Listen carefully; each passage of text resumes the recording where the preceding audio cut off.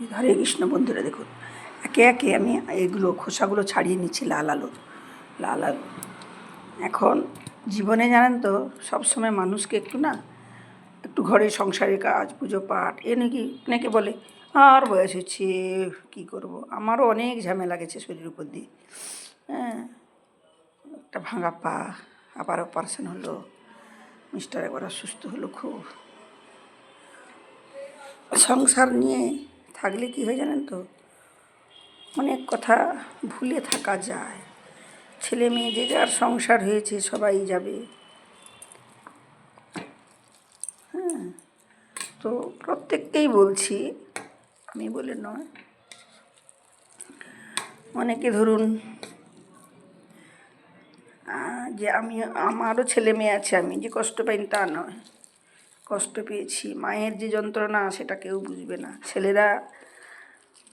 ছেলেরা কি জানেন তো, মুখ চাপা, বলবে না। আর আবার অনেক মায়েদের মধ্যে আবার মায়া মমতাটা কম হয়। আমার শাশুড়িমাকে দেখেছিলাম, মায়া মমতা কম। আবার অনেক ছেলেদের মধ্যে এত মায়া মমতা যে কী বলবো, এটা আমার শ্বশুরমশাইয়ের মধ্যে ছিল। তো আমার বাড়ির কথা বলে না, প্রত্যেকের কথা বলছি। মানুষের কি জানেন তো, বয়স হয়েছে বলে না হাঁপিয়ে বসে পড়লে হবে না।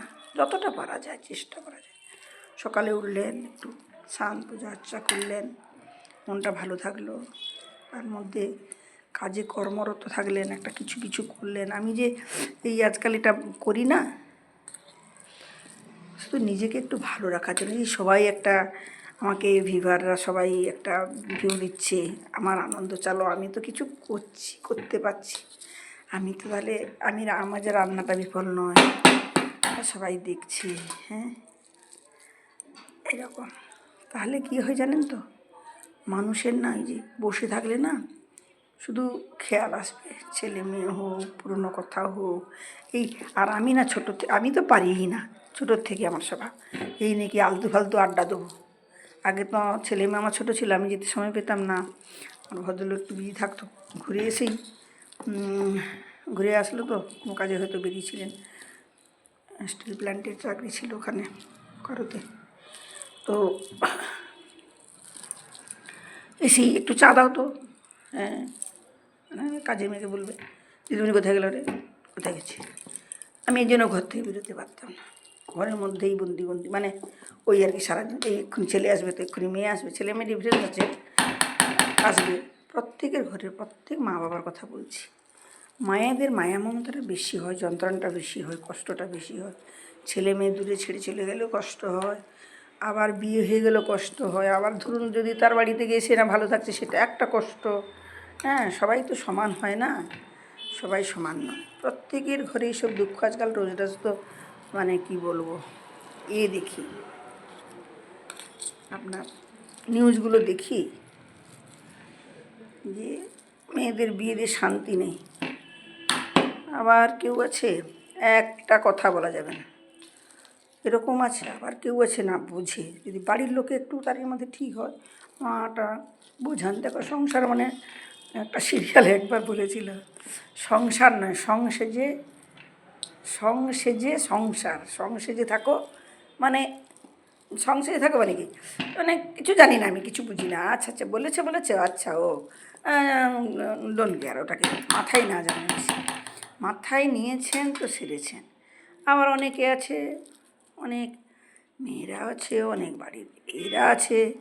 আর এখন সব নিউক্লিয়ার ফ্যামিলি খুঁজে, কেউ চায় না যে শ্বশুর শাশুড়ি নিয়ে থাকি। এখন তো অশান্তি হয়, ছেলে ভালো নয় তো মেয়ে ভালো নয়, কিছুই নাই কিছু থাকে। যাই হোক, নিজেদের এখন এই একাকান্ত বয়সটা কিছু করে কাজের মধ্যে ব্যস্ত থাকবেন, তাহলে কি হবে, আপনার মনটা না ভালো থাকবে। ঠাকুরের ঘরে গেলেন, একটু বসলেন, একটু বই পড়লেন, ঠাকুরের একটু গীতা ভাগবত যা পারেন না, অত কিছু যে না পারবে এমনি ঝাল বাজাবে, গান করবে, ঠাকুরের নাম নেবে, দেখবেন তাতেও না মনটা অনেক ভালো হয়ে যায়। আমি তো সেটা, আমি আজকের থেকে ঠাকুরেরই করছি না, ছোটোর থেকে আমি খেতাম না বলে আমার দিদি বলতো, এই ঠাকুরকে দিয়ে প্রসাদগুলো খাওয়া, নাহলে ঠাকুর রাগ করবে। আমার দিদি আর আমি খুব ডিফারেন্স। যা হোক, এ নিয়ে তো এরকম করতেন। আমার এখনও শরীর চলে না অত, সত্যি কথা বলতে কি, কিন্তু ওই যে একটু রান্নায়, আর আমার বাড়িতে তো আবার সবার বাড়িতেই আছে, আমার ভদ্রলোক আবার একটু খাওয়া দাওয়ার ব্যাপারে একটুখানি ঠিকঠাক চাই একদম। আর ম্যাশ করলাম, ম্যাশ করে নিয়ে এতে একটু ময়দা দেবো, দিয়ে এটাতে একটুখানি এলাচ গুঁড়ি দেবো, একটু নারকেলে দিয়ে দেবো, দিয়ে এটাকে বাইন্ডিং করে এটাকে ভেজিয়ে নেব। আপনি ভেজে নিয়ে শুকনোও খেতে পারেন, আবার রসেও ডুবাতে পারেন, আবার দুধেও ডুবাতে পারেন, দুধের খিলসা করে নিয়ে তাতেও ডুবাতে পারেন, যেটাই করবেন সেটাই ভালো লাগবে। এখন গুড় হয়েছে, পাতলা গুড়ের রস করে সেটাই ডুবিয়ে দিলেন, বুঝেছেন, দিয়ে এরকমভাবে খাবেন, দেখবেন ভালো লাগবে। আর এই সুইট পটাটোর খুব উপকার, খুবই উপকার, ডক্টররাও বলেন। আমি তো এমনি মানে যখন যেখান থেকে এবার বোম্বে গেছিলাম, দেখতে পেয়েছিলেন, গাড়ি নিয়ে বেরিয়ে পড়েছি, গেটের কাছে গেট খুলতে খুলতে দেখতে পেয়েই আমি বলি একাদশী কালকে আমার দরকার হবে, অন্য কিছু তো খাই না। ওইটা ট্রেনে আসার দিন সেদিনকে এলাম, তারপরে দিন তোদের বাড়িতে ছিল, দেখলাম যে আরে আমি আগেও গেছি, সেইখানে আসতে দেখতাম, তো সেদিনকে দেখলাম এগুলো, বাহ, কিনে ফেললাম আমি। বলছে বাবারই মানুষ বেড়াতে যাচ্ছে তোমার এইগুলো কেনা, তাহলে হোক দরকারি প্রয়োজনীয় জিনিস তো করতে হবে, করে নিতে হবে। এইভাবে এটাতে কী করবো জানেন, খুব সফট হয়, না দেওয়া হয় তাহলেও ভেঙে পড়ে যাবে, ওখানে ইয়ে হয়ে যাবে। আপনি তারপরে এমনি দিতে পারেন, ক্ষীরের মতো আরও করে সেটাকেও আপনি দিয়ে দিতে পারেন। দেখুন এইভাবে বাইন্ডিং করে নিচ্ছি। ওর মধ্যে না একটু হয়, সাদাতে যেরকম থাকে না শিকড় টাইপের, এটা খুব ছোট তো হয় একটু একটু। দেখুন এইভাবে করে নিয়ে সব শেপ দেওয়া হবে এটাকে। মিষ্টি দেবো না, তখন হয় গুড় রসে করবো, আর না তো তার উপর থেকে মালাই টালাই টাইপের ঢেলে দেবো, না হলে দেবো। দেখুন টাইট টাইটও হয়ে যাবে, দেখছেন কেমন হচ্ছে,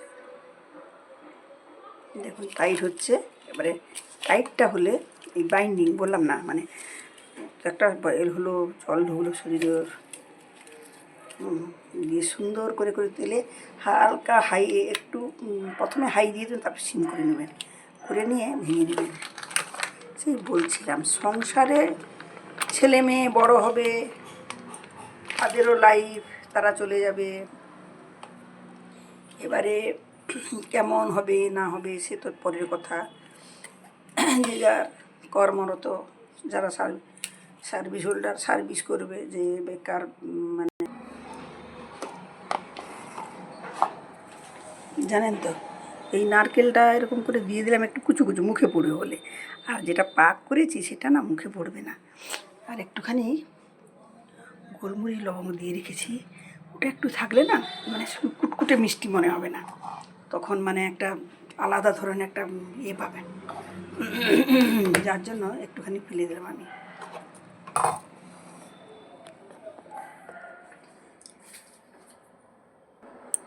এলাচগুলো আমি করে করে তার বিচের মানে সিডসটা নিয়ে নিচ্ছি, ওর খোসা তো দেওয়া যাবে না, তাই সিডসটা।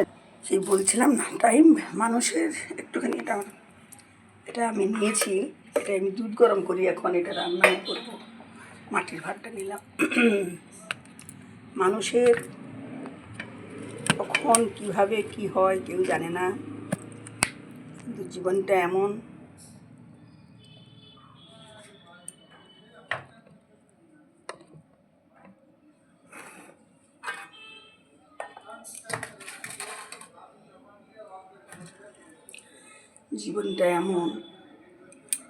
মানুষকে নিজেকে ব্যস্ত রেখে চলতে হবে, নাহলে এক জায়গায় দাঁড়িয়ে থাকলে থেমে থাকবে। যতদিন জীবন দিয়েছেন, আমি একটা কথাই বলবো, সবাইকে বলি, নিজেকেও সান্ত্বনা দিয়ে বলুন বা বলছিও, ভগবানের নাম নেবেন, সংসারে টুকটাক করবেন, যদি না পাচ্ছেন কাজে লোক দিয়ে করাবেন, নিজের মধ্যে যতটা পারেন চেষ্টা করেন। আমাকে আমার মেয়েও বকুনি দেয়, একটুখানি করো সে করো, হয় না, কিন্তু সত্যি করতে হবে, হয়ে বাঁচতে হবে, তাহলে এইরকমভাবে না কারোর আশায় সবসময়ই থাকি, শেষের দিকে যখন যাওয়া হবে দেখা যাবে। এখন থেকে যদি বলি কারো ডিপেন্ড হয়ে থাকবো, কেউ করুক, সে ঠিক নয়। তাহলে এখন থেকে কষ্ট জ্বালা যন্ত্রণা পাবো, কেউ করে দেবে না আপনারও তো। হ্যাঁ, নিজেকে নিজেরটাই চেষ্টা করতে হবে যতদিন হয়, তারপরে না হলে ভগবানের কৃপা যা হবে দেখা যাবে তখন। হরে কৃষ্ণ। দেখুন আমি একে একে এই যে গোলা বানানো শুরু করে দিয়েছি। আমি বানাবো, তারপরে ভেজে ওটাকে কীভাবে রসের মধ্যে দেব সেটা দেখাবো। দেখুন এইভাবে হাতে নিয়ে অল্প করে একটুখানি গরম মশলা দেবেন, একটু দেবেন। আরও ছোটো ছোটো করলে পারতাম, ছোটো বেশি ছোটো করতে গেলে সময়ের দরকার হয়।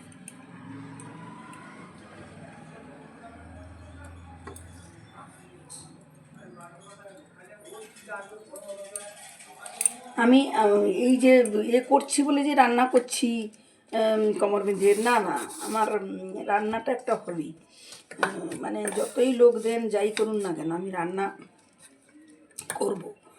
আর নাহলে যেন আমার হয় না। আর সত্যি কথা বলতে কি, শেষ বলে কেউ জানি না, কাজের লোকেরা কেউ কেউ ভালো থাকে, কেউ কেউ এমন না, মানে এমনভাবে করবে আপনার দেখলে না পছন্দ হবে না একদম।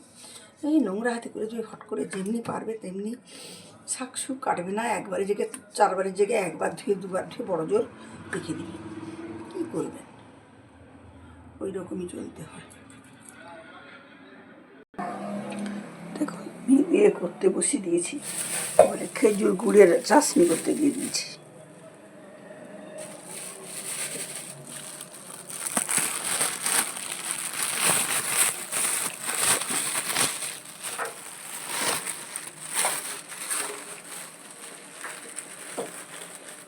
একটু চিনিও দেবো আর একটু গুঁড়ো দেবো, দিয়ে শুধু বা মিশ্রি দেবো, আমি চিনি না, সরি চিনি দেবো না, এটা দিয়ে একটা চাশনি হয়ে যাবে। তখন ওইটার উপরে যখন ভেজে নেব না, ভেজে নিয়ে একে একে ওর রসে ডুবিয়ে দেবো, চমচমের মতো লাগবে খেতে।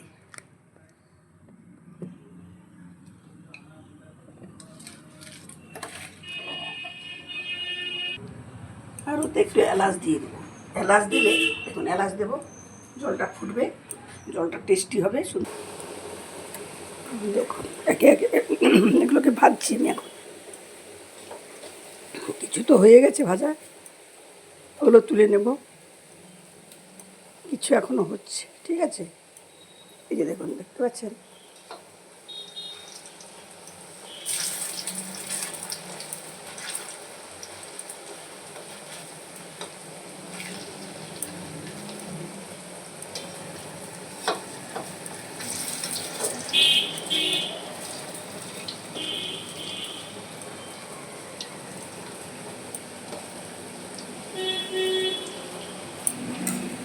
দেখুন আর এদিকে আমি জল গুড় মিষ্টি একটু দিয়ে দিয়েছি, এলাচ দিয়ে দিয়ে দিয়েছি, ফুটছে, ওটা চাশনিটা হচ্ছে।